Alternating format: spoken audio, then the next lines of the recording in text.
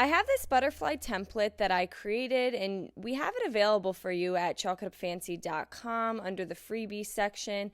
And I'm just going to trace it onto my cardboard here. Now you do want a thicker piece of cardboard. And then once I have the large butterfly traced, I'm going to take a razor blade and just cut around the outline. Now I also have a smaller butterfly. I'm going to do the same exact thing, trace it, cut it out, and then this one I cut in half. Next I'm going to take my larger butterfly and paint it with some Wise Owl Snow Owl, and the smaller one I'm going to paint with some Wise Owl Anchor. Once the paint is fully dry, I'm then going to take some painter's tape, and starting at the top here, I'm going to place one large strip across my butterfly, and then I'm going to start creating a stripe pattern going down the butterfly.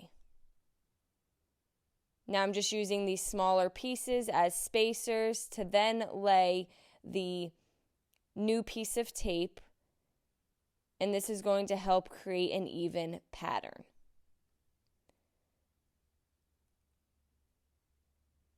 Then I'm going to take some Wise Owl Republic Red and paint on top of the butterfly. Now you may need to let this dry a little bit and then give it a second coat. Again, you do want a thicker cardboard because it's not going to bend as much. And then I'm going to remove the painter's tape. Now this does have a texture to it, so you're going to notice there is a little bleeding. You can fix it up with your paintbrush, or you can just go with more of a distressed look. Next, I'm going to take my larger butterfly and just trace the body of the butterfly onto a piece of cardboard, and then I'm going to cut that out with my razor blade. And once it was cut out, I'm going to take my Wise Owl Republic Red and paint that with the paint. Next, I'm going to go to my smaller butterfly wings, and I'm going to take some Wise Owl Snow Owl and this star stencil that I found from the dollar store, and I'm going to stencil the stars onto each smaller wing.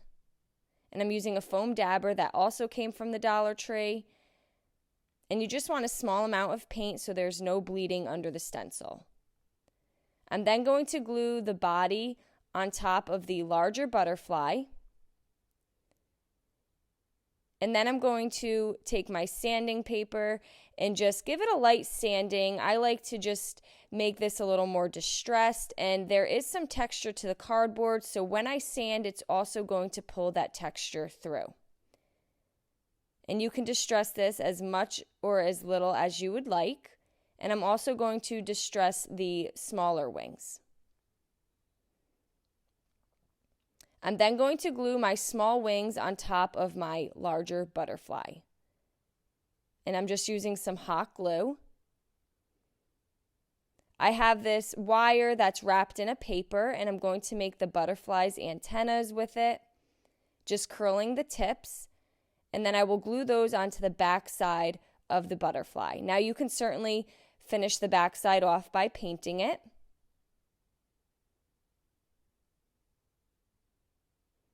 I have the letters USA that I painted in a metallic silver, and then I have these 3 smaller butterflies that I painted in red, white, and blue. And I'm going to glue the USA on top of these smaller butterflies. I'm then going to glue those butterflies on top of each other, putting the white one in the middle.